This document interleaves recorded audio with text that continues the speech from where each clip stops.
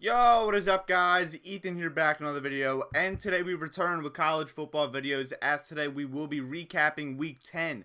If you haven't already, hit that like and subscribe button. I would really appreciate it. And the word to describe this week is ambushed, as so many surprising attacks happened this week, so many unexpected upsets happened this week, and I knew there's going to be a few big games, but I wasn't anticipating for a phenomenal weekend like this.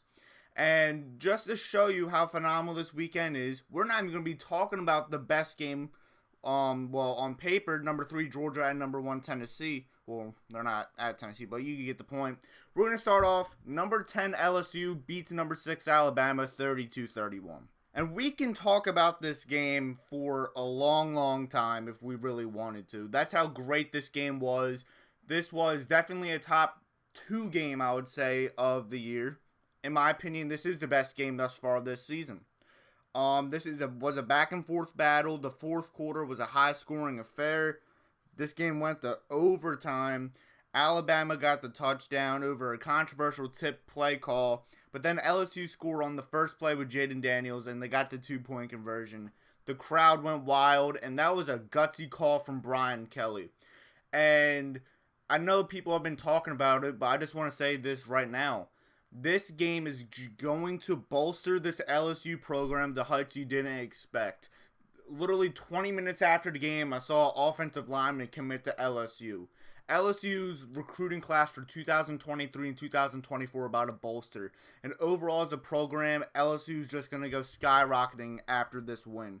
But the player of this game is by far Jaden Daniels. He's had a phenomenal game.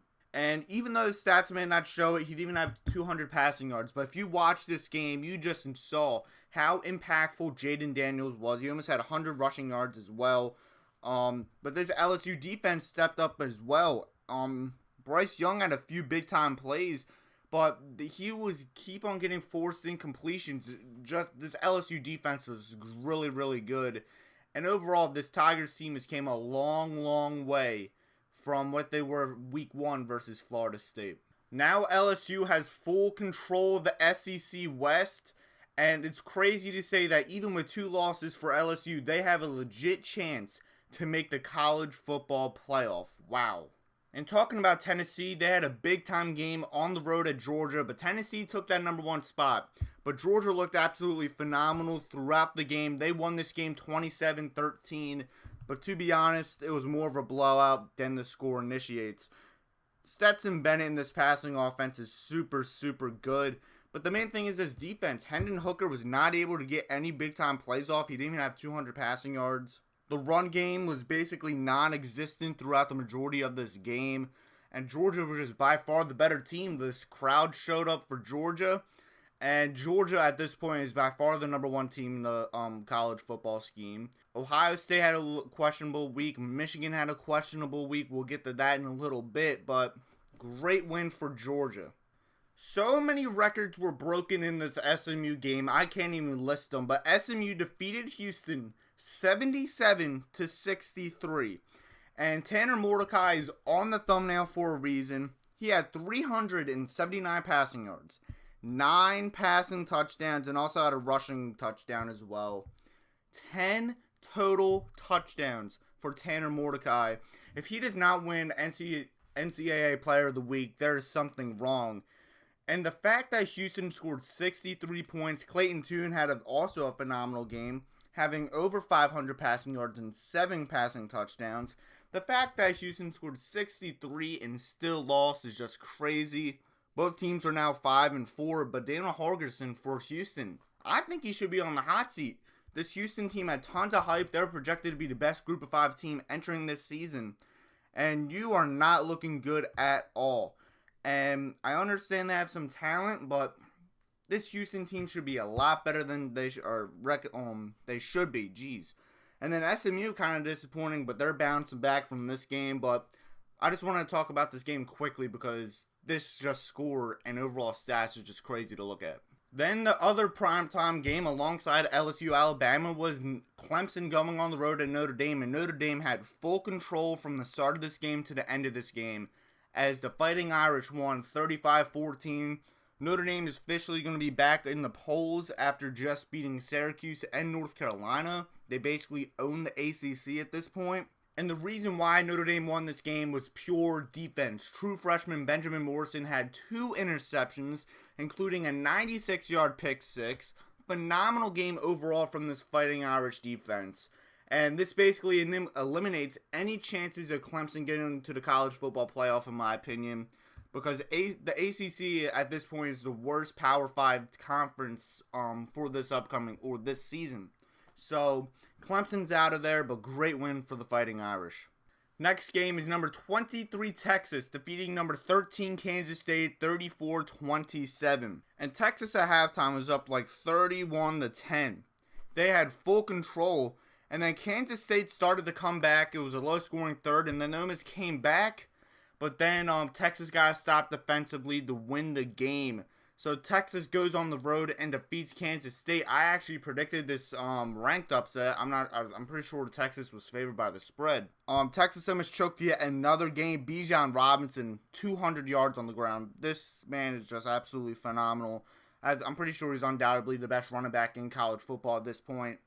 And Texas, they have a big time home game next week, hosting TCU, the only undefeated team left in the Big 12. And the Kansas State, I know you lost this game, but you have to have this momentum keep on rolling. You have a tough road test at Baylor next week, so look out for that game. But Texas gets a win on the road. In one of the most unexpected upsets of the day, Michigan State goes into Illinois and defeats the number 16 ranked Fighting Illini 23-15. Like, I want to say I expected this, but I was just so highly praising this Illinois team. I had them ranked at number 13 just for a bad Michigan State team to lose. And I kind of understand it because Illinois, if you look at the recruiting, it's not really up to par compared to the rest of the Big Ten. They had the worst, actually, I'm pretty sure. But this Michigan State defense had a hell of a game.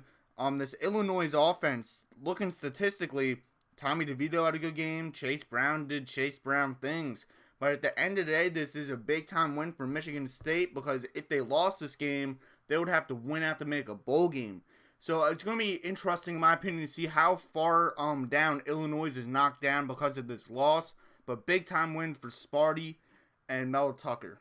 Number 9 USC struggles yet again, this time versus Cal at home 41-35. And this is kind of getting concerning a little bit for USC. You have so much talent, yet you almost kind of lost versus Arizona last week. You already lost at Utah, which was like your only true test thus far this year.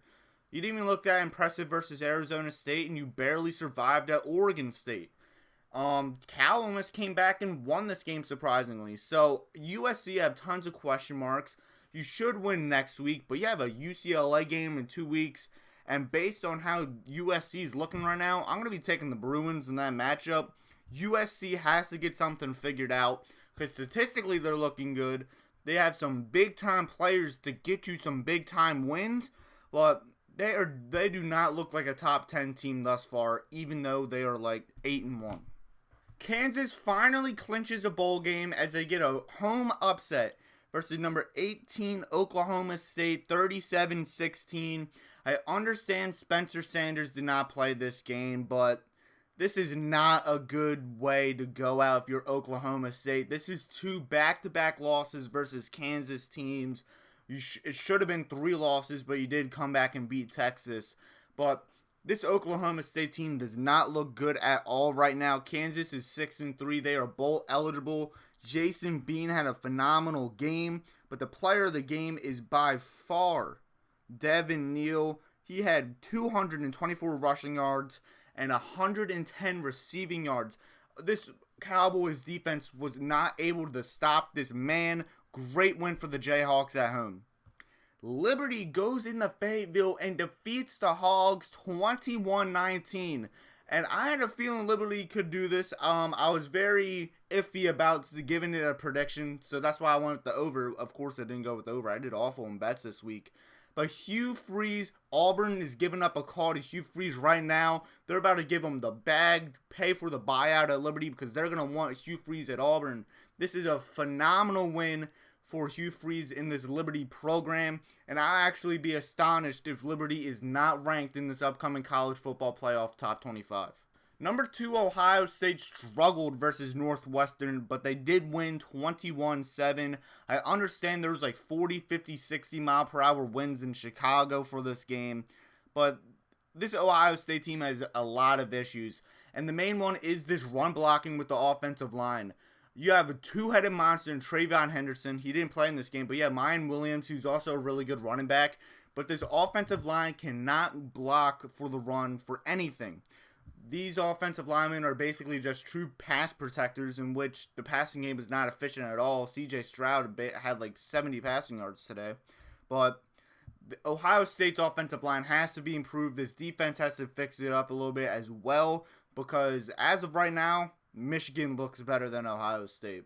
Number 22, NC State defeated number 21, Wake Forest, 30-21. This is back-to-back losses for the Wake Forest program. At least it wasn't as bad. NC State looked good yet again. MJ Morris, I'm hopping on the MJ Morris bandwagon.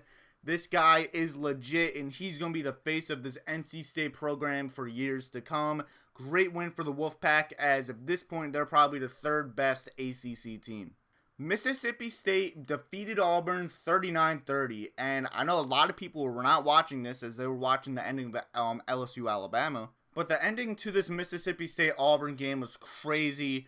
Auburn came back and the Mississippi State got a touchdown, then Auburn got a touchdown, then Mississippi State got a field goal to head into overtime.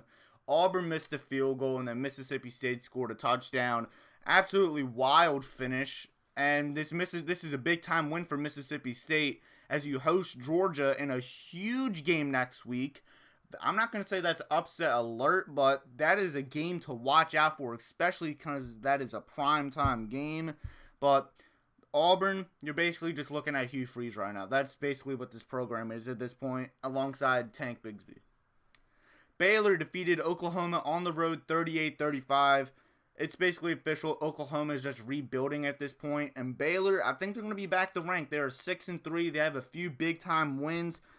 It doesn't matter who's the running back for this Baylor team, it seems, because this running attack is absolutely phenomenal. Richard Reese, I'm not sure if he got hurt because I didn't watch this. I don't have ESPN+. But Craig Williams, the backup running back, almost had 200 rushing yards versus the Sooners defense. Big-time win for this Baylor program, and I personally have this Baylor team ranked. Florida defeated an absolutely depleted Texas A&M team 41-24, and I understand half the A&M roster was out for this game, but Jimbo Fisher, this is inexcusable. Anthony Richardson, my bad, but at this point, Texas A&M is going around the city asking people for funds to pay for this Jimbo Fisher buyout. And this job is going to be a big-time job, but Jimbo Fisher has to get out of there. This is a 5-game losing streak for A&M, and A&M is going to have to win out for the remainder of this season just to get into a bowl game. That's how down bad this program is right now, but this is a very important win for the Gators. Number 17, North Carolina defeated Virginia in a close game, 31-28. Drake May is one of the, if not the best quarterbacks in all college football. And that is, talking about Drake May, he may be the front runner for the Heisman. It's him, Bo Nix, Caleb Williams, C.J. Stroud, Bryce Young, Hendon Hooker, Blake Corum. Like, there's so many people racing for this Heisman trophy, yet nobody knows who's going to win. And I can't remember the last time this has happened. But great win for North Carolina. Josh Downs had an absolutely phenomenal game as well. I'm not a big fan of this game being that close, but this North Carolina offense looks unstoppable currently. TCU defeated Texas Tech 34-24, and TCU continues to be iffy with these teams. It wasn't until like the second half where TCU really pulled away in this game, and then Tyler Shuck went in the quarterback, and he was absolutely awful, as I expected as I am an Oregon fan. But good win from TCU, but they have a big-time matchup versus Texas next week. Alright, I'm going to speed it up for the remainder of this video because I already know this video is long. Rutgers was defeating Michigan at halftime 17-14, but just like how they came back versus Indiana, Michigan came back versus Rutgers and won this game 52-17. In my opinion, Michigan is better than Ohio State currently, and they should be the number 2 team in college football.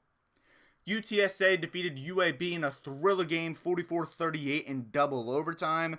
UTSA is probably the favorite to win the Conference USA currently. Kentucky defeated Missouri 21-17 in a bounce-back game after looking absolutely awful versus Tennessee this past 2 weeks ago. So, good win for Bob Stoops. Number 19, Tulane defeated Tulsa 27-13. I thought it was going to be a little bit more high scoring and a little bit closer, but either way, it's a good win for this Green Wave program. Number 25, UCF defeated Memphis on the road 35-28. Good win for UCF as you have a big-time matchup on the road at Tulane next weekend. Iowa absolutely handles Purdue on the road 24-3 as this Purdue offense was basically non-existent with Charlie Jones and Aiden O'Connell. Good win for the Hawkeyes. Pitt defeated number 20 Syracuse 19-9. I know Garrett Schrader was out for this game, but still this is a good win for the Pitt Panthers. BYU finally wins the game. This time it's on the road at Boise State 31-28. And number 12 UCLA defeated Arizona State on the road 50-36. And that is it for week 10, and this is just so many wild finishes and so many games, and the results just have tons of impacts on the college football playoff. And this is just a great week. Week 11 could potentially top it. I may be talking about 16 games in my upcoming predictions video. That's how crazy it's going to be. But yeah, great week for week 10. Like, share, subscribe, push notifications on so you don't miss any of my videos. And like always, have a good day. Peace out.